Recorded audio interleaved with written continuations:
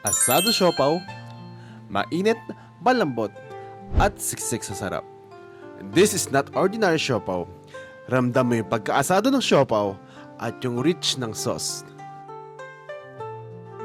At kung mahilig ka naman sa dumplings, ito ang dapat hindi mo palampasin, ang hakaw. Delicate steamed shrimp dumplings with pure seafood. Yang chow fried rice, siksik sa sahog, kulay pa lang, panalo na. Sa kanin pa lang, busog ka na. Kaya kung naghahanap ka ng Chinese restaurant na swak sa budget at masarap, dito lang yan sa Old China Dim Sum House. Marami silang branches, pero dito ako sa Parañaque branch pumunta. Ito yung isa sa mga favorite ko dito na perfect combo, ang sweet and sour fish fillet and ang salt and pepper squid. At my experience, talagang worth it at sulit. Ramdam mo yung sarap at tasap sa bawat pagkain.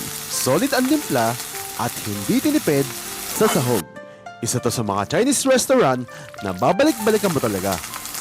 Kasi siguradong sulit bawat order. Kaya kung naghahanap ka ng Chinese restaurant na mura na at masarap, dito ka na sa Old China Dim Sum House.